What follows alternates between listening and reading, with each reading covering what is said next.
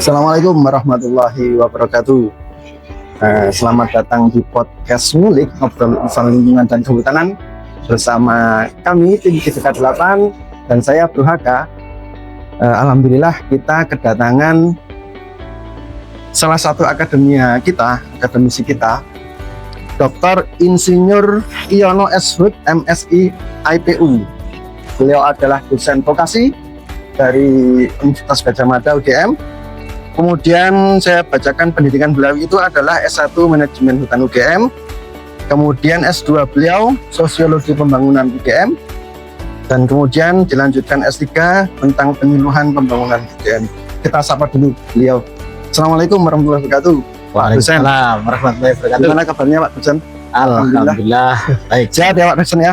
Alhamdulillah. Ini di tengah-tengah acara kesibukan beliau ini, kita barusan ada acara di cabang dinas kehutanan di Kebumen. Kemudian kita culik beliau sebentar untuk kita podcast. Ya, kita ngobrol-ngobrol 30 menit ke depan lah untuk menggali lebih dalam tentang kelompok tani hutan, tentang isu-isu kehutanan. Karena beliau ini terkait dengan sosiologi pembangunan UGM dan penyuluhan pembangunan, kita fokus kedua narasum materi itu. Pak dosen, saya nyebutkan Mas dosen aja ya, Mas Prasetya, agar lebih santai. Mas dosen, dengan pengalaman Mas dosen ini selama kurang lebih 15 tahun lebih ya, saya kira banyak hal yang bisa menjadi catatan panjenengan selama mengabdi di tengah-tengah masyarakat.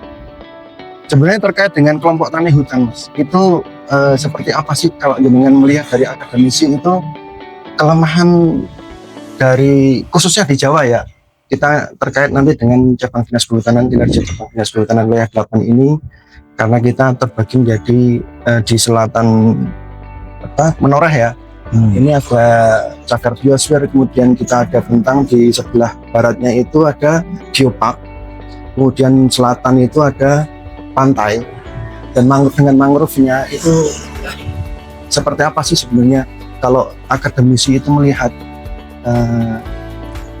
kelompok tani hutan khususnya di wilayah Menoreh dan kesini itu seperti apa Mas Budi? Ya, kalau terkait dengan kelompok tani hutan memang ada beberapa hal yang perlu kita kritisi ya. Ya, yang pertama sekarang ini kan tren kelompok tani itu sebagian besar didominasi oleh satu, kaum laki-laki. Sebagian besar anggota kelompok tani itu ya dominan laki-laki. Kemudian yang kedua, sebagian besar anggota kelompok tani itu sudah dikategorikan kelompok usia senja. Rata-rata yang di atas 55 gitu ya. Nah, yang kedua ini menjadi masalah krusial bagi pengembangan kelompok tani ke depan, terutama terkait dengan masalah regenerasi. Masalah regenerasi ini terjadi tidak hanya di sektor kehutanan, tapi juga pertanian secara umum. Jadi masalahnya ya tadi, banyak generasi muda di desa sudah tidak berminat lagi, tidak begitu berminat untuk terjun di sektor pertanian, termasuk kehutanan. Dan ini menjadi PR bersama kita. Bagaimana menarik minat generasi muda untuk mau terlibat di dalam pengembangan usaha kelompok ini. Nah, salah satu solusi yang sering saya sampaikan adalah bahwa kita tidak perlu mengganti orang-orang tua ini dengan generasi muda semuanya, tapi kita mengajak generasi muda untuk terlibat membesarkan kelompok bersama generasi tua dengan berbagi peran. Berarti ada dua isu ya. Yang pertama adalah generasinya sudah tua, kemudian yang satunya gender ya. Gender. Itu tadi penjelasan terkait dengan generasi muda untuk masuk, menarik itu Pak. Kemudian yang generasi untuk gender, untuk perempuan itu, kira-kira kenapa ya kok nggak tertarik di bidang pertanian secara umum dan kehutanan khususnya ya? Ya. Gimana Mas? Sebenarnya bukan masalah kaum perempuan tidak tertarik, tapi tidak diberi kesempatan. Lebih pada tidak diberikan kesempatan, sehingga keanggotaan kelompok tani itu dominan laki-laki dan didominasi oleh laki-laki. Yang kelompok pertemuan dikontak di dalam KWT, kelompok wanita tani.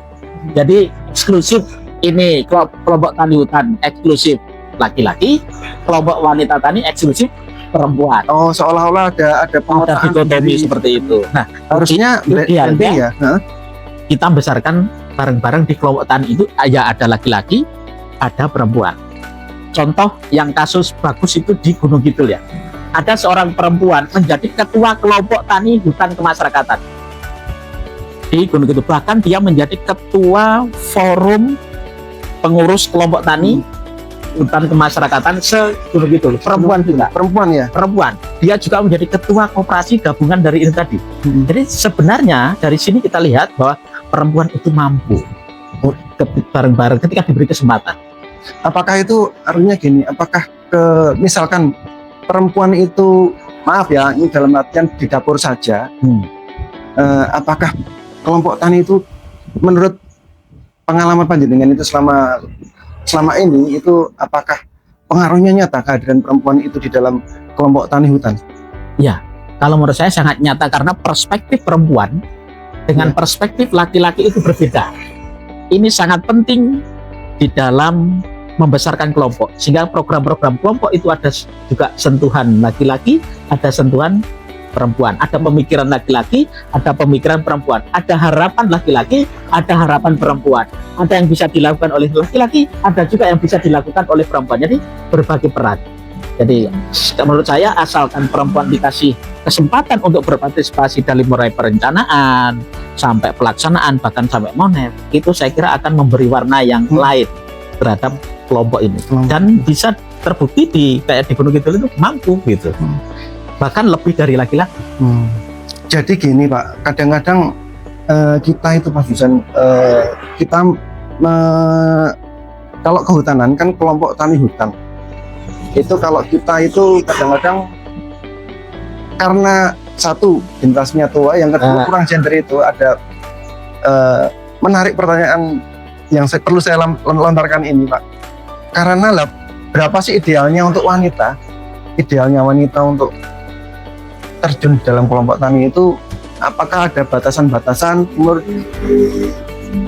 umur dan lain-lain untuk? Kalau menurut saya nggak ada batasan.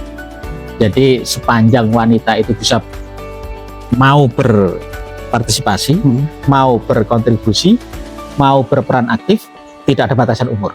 Termasuk juga laki-laki. Tapi ketika membutuhkan peran-peran administratif, peran-peran koordinasi, peran-peran yang hubungannya dengan IT, itu biasanya ada limit pendidikan, ada limit umur. Kalau sudah terlalu tua, sudah tidak bisa memanfaatkan teknologi dengan baik, apalagi terkait dengan IT, apalagi dengan media sosial, itu yang mudah, yang kuat. Peran-peran koordinasi berhubungan dengan pihak-pihak yang macam-macam, ya, stakeholder yang beragam, biasanya kalau sudah tua, sudah lambat untuk merespon itu. Yang lincah adalah yang muda-muda, dan yang luwes adalah yang perempuan. Nah, menarik ini Pak. Ini sebenarnya bagi peran saja, antara tua muda, antara laki-laki dan perempuan itu berbagi peran saja kalau menurut saya. Oke Mas Dosan, gini Mas Dosan, kalau kita existing di lapangan KTH itu kebanyakan laki-laki ya. Untuk menarik kaum perempuan, gender itu masuk ke dalam KTH itu, apakah punya metode khusus atau trik-trik khusus agar kaum wanita itu masuk ke dalam kelompok tani? Ya, yang laki-laki biasanya peran utama menanam. Begitu pengolahan, itu sentuhan perempuan itu sangat diperlukan. Contoh, misalkan menanam di bawah tegakan kayak pohon-pohon macam-macam, tidak dijual langsung dalam bentuk raw material, tapi diolah dulu. Nah, yang ngolah ini siapa? Perempuan. Ngolah jadi jamu, jadi keripik, jadi makanan ringan, jadi macam-macam. Jadi di dalam keanggotaan kelompok itu ya ada laki-laki, ada perempuan. Laki-laki ya bisa menanam, perempuan nanti jadi mengolah. Terus yang jual siapa? Yang jual yang muda-muda, yang punya jaringan lebih luas, pendidikannya lebih matang, kemampuan menggunakan IT lebih dibandingkan tua. Jadi bagi peran saja sebenarnya. Oke. Itu terkait dengan gender, memberikan motivasi untuk kita yang di sini di JTK 8 untuk lebih mengakomodir kepentingan perempuan dan kaum muda. Sekarang kalau untuk idealnya kelompok tani hutan itu sebenarnya seperti apa Pak Dos, Mas Dos? Ya, ada beberapa kunci keberhasilan kelompok tani hutan. Satu, harus berbasis sumber daya lokal. Jadi apa yang diprogramkan di kelompok itu berbasis sumber daya lokal. Apa itu sumber daya lokal? Satu, sumber daya alamnya. Misalkan tadi, oh di sini area pegunungan, di sini banyak tanaman sengon, oh di sini area pantai banyak tanaman laut. Berbasis sumber daya lokal itu, termasuk juga sumber daya manusia lokal. Apa keahlian-keahlian existing yang ada di masyarakat ini, kearifan lokal apa, gitu. Jadi sumber daya itu tidak hanya dimaknai sumber daya alam, tapi juga sumber daya yang lain, SDM-nya, sarana prasarana lokal, itu satu. Kedua, kelembagaannya harus kuat. Karena kelompok itu tidak berbicara individu, tapi berbicara kolektif, maka kelembagaan itu harus kuat. Apa itu kelembagaan? Kuncinya adalah aturan main. Siapa melakukan apa, haknya apa, kewajibannya apa. Aturan main. Mekanisme bagaimana yang disepakati bersama. Kelembagaan itu harus kuat. Kalau enggak, konflik. Kalau enggak, congkrah. Kalau enggak, bubar. Karena banyak orang, banyak kepentingan di situ. Maka aturan atau kelembagaan itu harus kuat. Yang ketiga, dia harus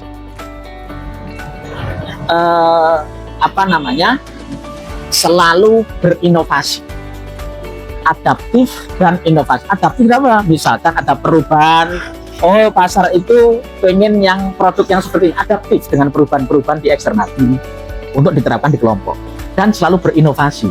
Inovasinya apa? Dari hal yang kecil, mulai pola tanam, jarak tanam, komposisi tanam, selalu mengikuti tren gitu ya, inovasi.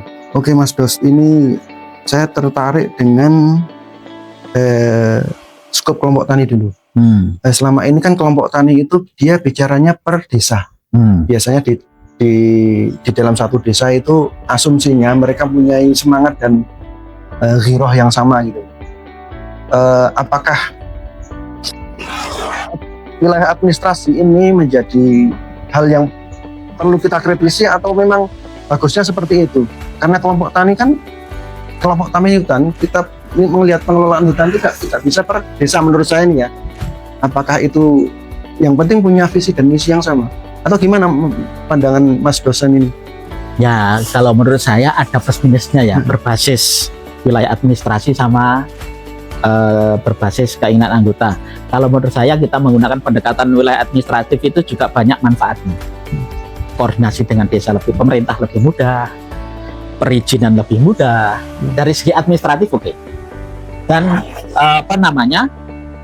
nanti kalau terkait dengan pengembangan apakah lintas kecamatan, ya kita bisa kembangkan di holdingnya. Jadi kalau saya lagi-lagi referensi ke begitu itu ya. Yeah. Jadi ini ada kelompok tani kemasyarakatan punya semacam holding namanya koperasi. Jadi gabungan kelompok itu punya kelompok tani, kelompok ya. Iya, koperasi namanya Manunggal Lestari itu tugasnya apa? Menjamin pemasaran produk-produk dari hutan ini. Karena waktu itu kayu, ya untuk pemasaran kayu.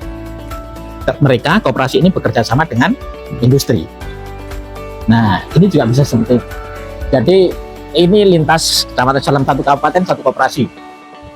Nah ini untuk pemasarannya, karena biasanya kelemahan kelompok itu adalah di pemasaran biasanya. Jadi untuk menjembatani itu maka perlu dibuat koperasi untuk yang lebih besar lah urusan pemasaran. Ya. Ini salah satu pertanyaan dari rekan saya. Ini faktor apa yang bisa menjadikan kelompok tetap eksis?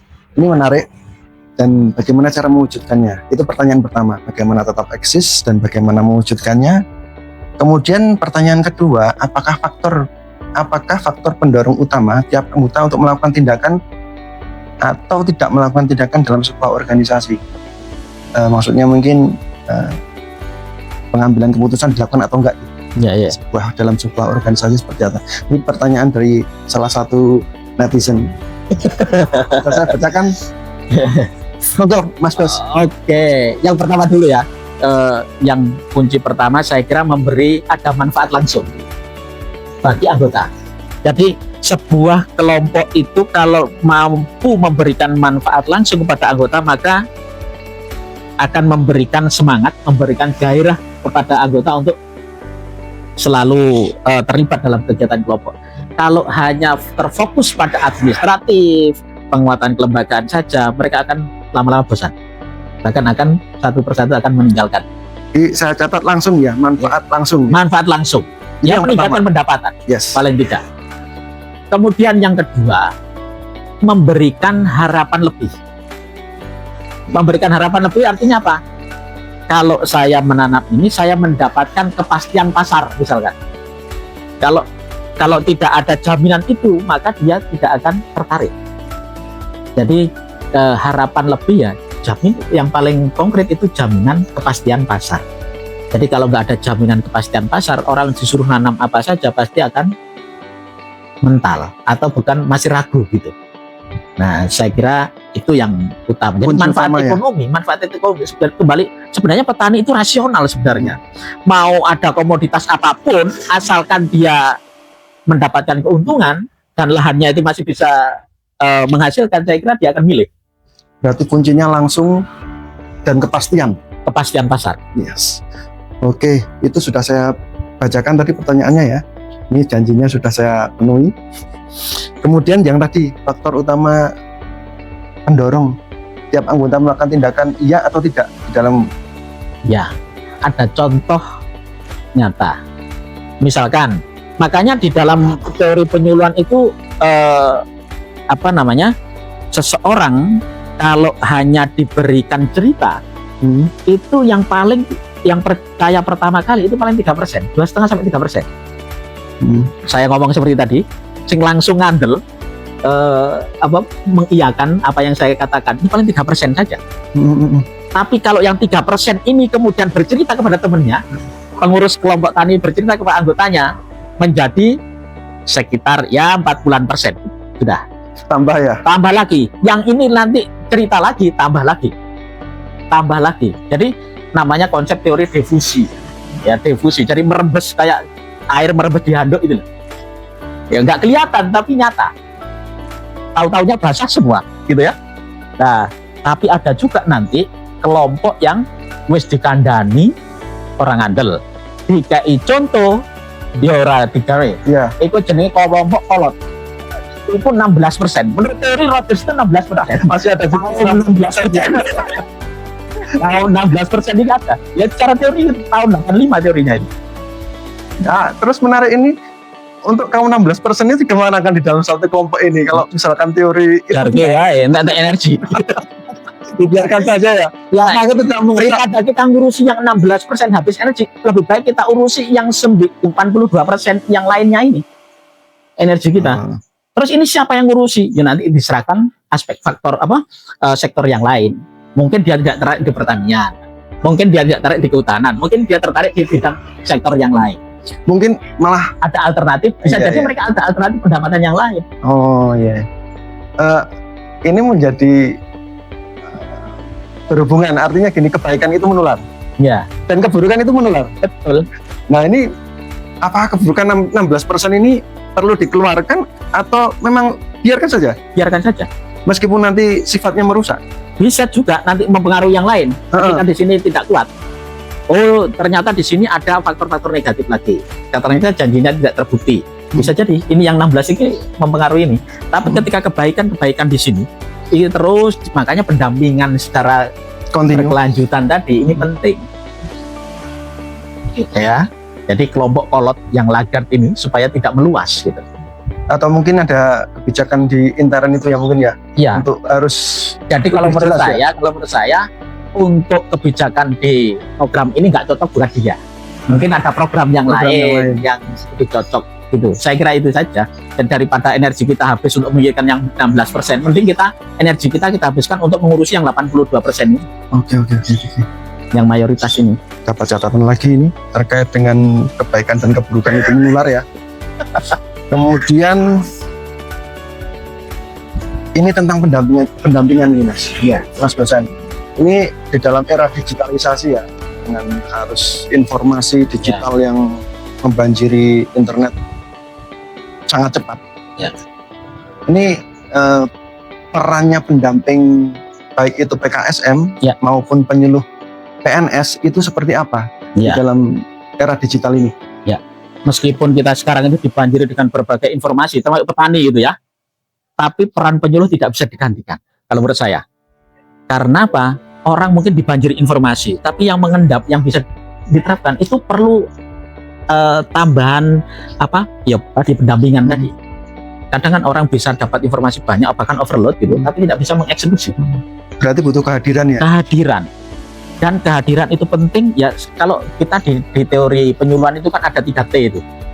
3T. 3T. T pertama. 3T. T pertama itu teach. Teach. Betul? Gimana Mengajarkan, mendidik. Kemudian truth. Yang diajarkan itu adalah sebuah kebenaran. Truth. Kemudian yang ketiga apa? Trust. Saling percaya antara penyuluh dan percaya. Trust. Jadi teach, truth, dan trust. Ada unsur pendidikannya, mengajar, ya, yang diajarkan sebuah kebenaran.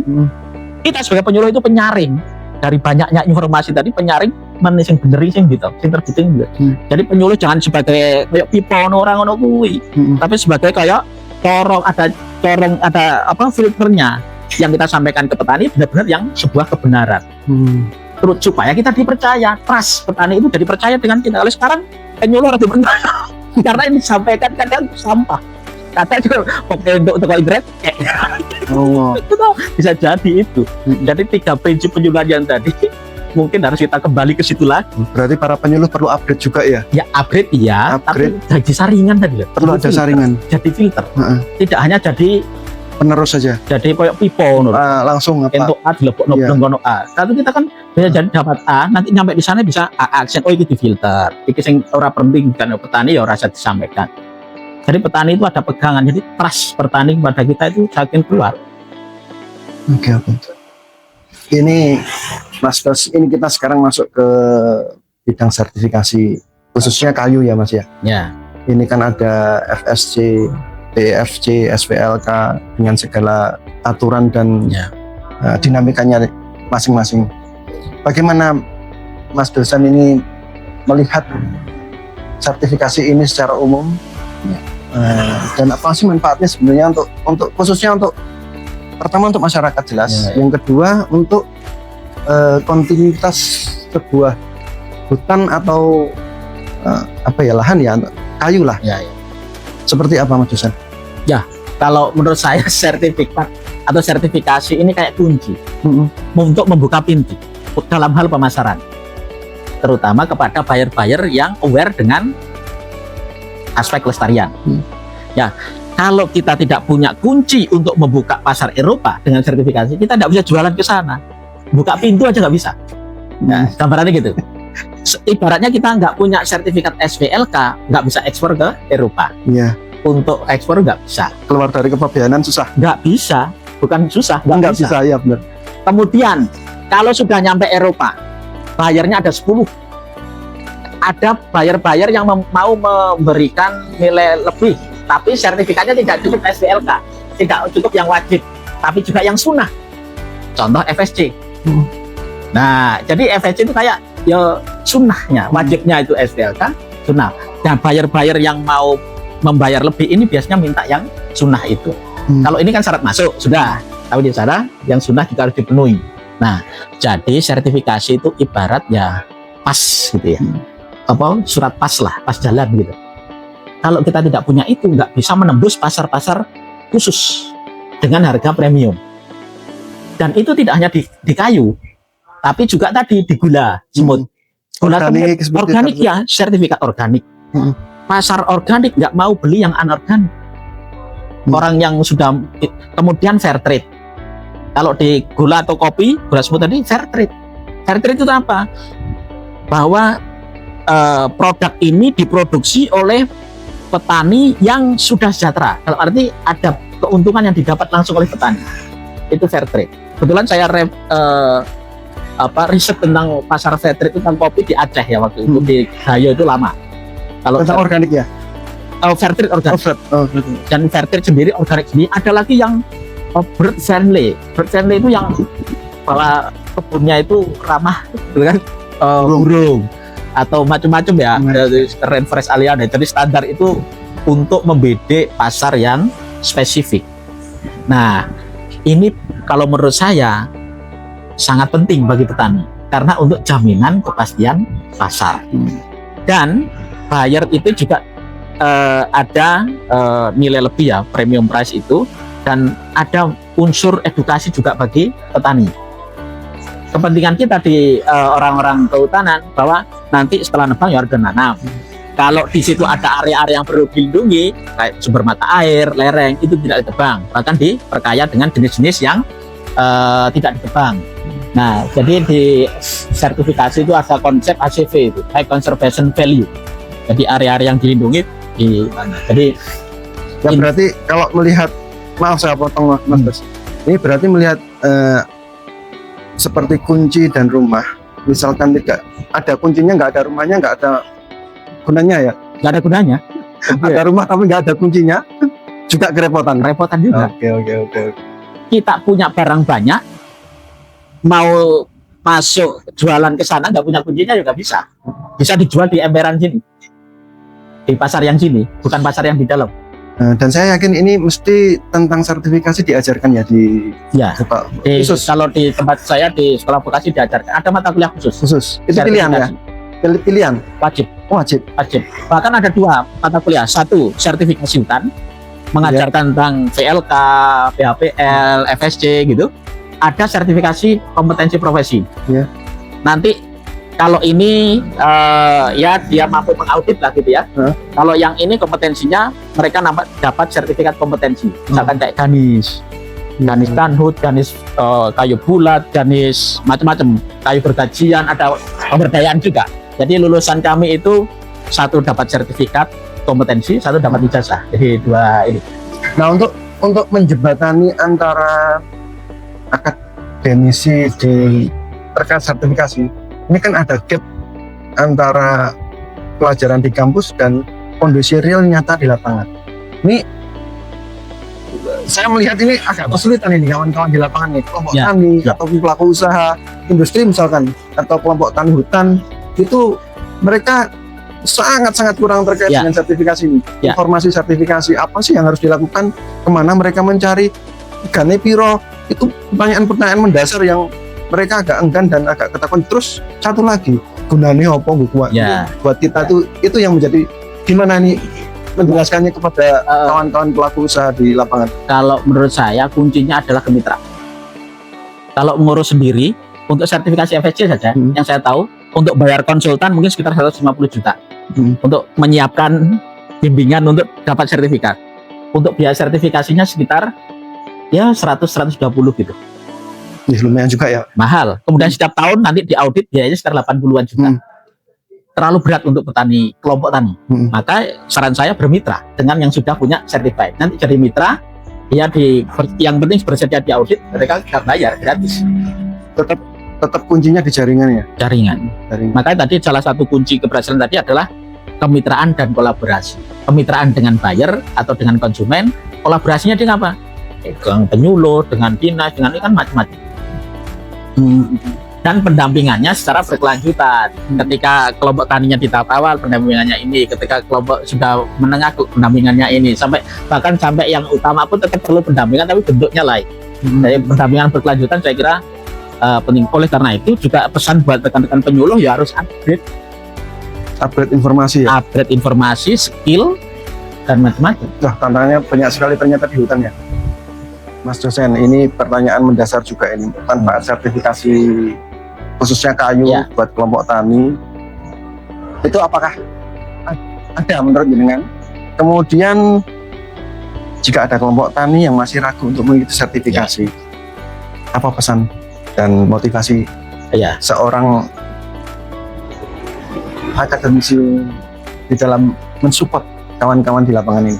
Seperti apa Mas dosen? Oke, yang manfaat ya.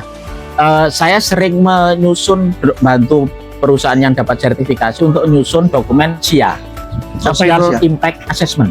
Jadi penilaian dampak sosial. Nah, di dalam dampak sosial itu biasanya saya bagi 3. Dampak sosial itu sendiri, dampak ekonomi, dan dampak lingkungan. Kita bahas satu persatu. Dampak sosial dengan sertifikasi kelembagaan semakin kuat. Dia harus ada lembaganya, ada pengurusnya, aturan mainnya clear. Salah satunya itu. Kemudian dampak sosial yang lain, pemahaman masyarakat terkait dengan aturan-aturan dalam pengelolaan, jadi tersosialisasikan. Kemudian manfaat ekonomi, misalkan ada premium price, nilai lebih. Contoh yang paling dekat di sini yang utama, dia mampu memberikan harga lebih tinggi 10% dibandingkan harga pasar. Itu keuntungan lebih. Kemudian kedua, jaminan kepastian pasar. Yang tadi nyambung ya, yang pertama tadi tentang jaminan, yang Ya. kemudian Kepastian langsung manfaatnya masuk 10% lebih tinggi dibandingkan harga pasar. Kemudian yang ketiga, ada penyerapan tenaga kerja. Tenaga kerja untuk apa? Satu, tenaga kerja untuk invent pedagang. Itu satu pohon itu dihargai 1.000 per pohon. Ping sekian puluh ribu pohon. Kemudian penyerapan tenaga kerja untuk penebangan, regu tebang. Satu regu tebang itu minimal 3-4 orang. Satu penebang, satu helper, satu yang bagian ngetor. Nah, misalkan. Terus ada lagi setelah nanam, setelah nebang, mereka dapat bibit. Karena harus ada jaminan di regenerasi. Kelanjutan ya. Perusahaan yang menyediakan sertifikasi harus menjamin bahwa ada penanaman lagi, ada bantuan bibit. Nah, bantuan bibit ini tidak hanya bibit produktif, sengon, jabon, tapi juga aren, kemudian reh, ringin, yang untuk area-area konservasi dan perlindungan, termasuk area-area kuburan. Kuburan juga. Ya, karena itu masuk ACP gitu ya, mata air, kuburan, atau ditanami yang tidak untuk ditebang. Jadi harapannya burung dapat pakan, gitu ya, kemudian iklim juga terjaga dan seterusnya. Nah, itu manfaat ekologinya diantaranya.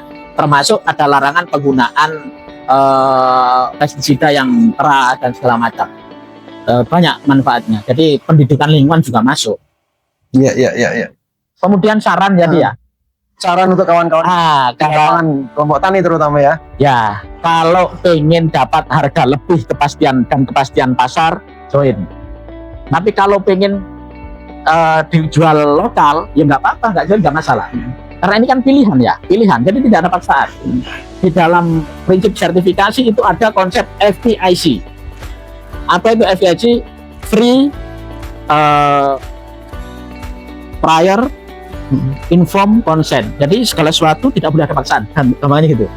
Diinformasikan secukupnya, kemudian masyarakat kalau setuju ya gabung, ya ora. Tidak ada paksaan. Nah, ketiga, kalau produknya itu ingin terhubung ke pasar internasional ya harus masuk sertifikasi. Kalau enggak ya dijual lokal enggak apa-apa. Kalau misalkan orientasi penjualannya itu lokal, itu ya enggak sertifikasi enggak apa-apa.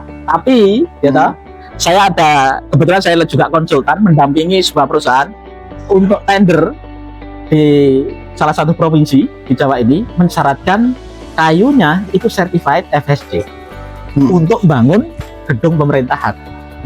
Berarti pasar lokal pun juga sudah mulai bisa masuk mengakomodir aware dengan sertifikasi internasional, tidak hanya SPLK tapi juga yang FSC. Nah, jadi kalau orientasi utamanya pasar lokal, sertifikasi yang internasional nggak begitu penting. Tapi kalau orientasinya sampai pasar global, sertifikasi itu kayak kunci. Dan tadi.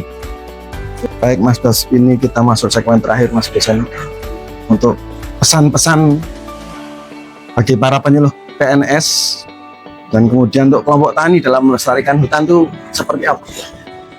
Ya, kalau untuk penyuluh ya jadilah pembelajar sepanjang hayat, karena tantangan ke depan bagi seorang penyuluh itu jauh lebih berat karena arus informasi tadi sangat deras kepada petani. Kalau kita tidak bisa mengikuti, kita kalah dengan petani. Tapi kita juga harus menjadi tadi penyaring informasi bagi petani. Berikanlah informasi yang benar, sampaikan kebenaran supaya kita nanti dipercaya. Ya toh? Kemudian ajarkan juga kebenaran supaya kita dipercaya. Jadi jangan sampai nanti kita tidak dianggap lagi oleh kelompok satu. Oleh karena itu kita harus menjadi pembelajar sepanjang hayat. Siap. Kemudian bagi kelompok tani, ya kelompok tani, saya berharap karena kelompok tani itu kumpulan dari banyak orang, maka kelembagaan ini menjadi kunci. Oleh karena itu penyuluh juga harus membantu petani untuk menguatkan kelembagaan ini. Kalau enggak nanti yang terjadi apa? Konflik. Mungkin di awal kalau belum ada uangnya, belum. Tapi kalau sudah banyak bisnisnya, banyak usahanya, banyak uangnya, potensi konflik semakin tinggi. Oleh karena itu kelembagaan ini harus kuat. Oleh karena itu ya kita bimbing petani diawali dengan penguatan kelembagaan. Oke Mas dosen, matur nuwun ini sudah bersedia podcast, sudah rawuh di CTK Kebumen, CTK Wilayah 8. Nah, itu kawan-kawan semua terkait dengan podcast kita hari ini. Tetap jaga hati, sayangi bumi, salam lestari. Terima kasih.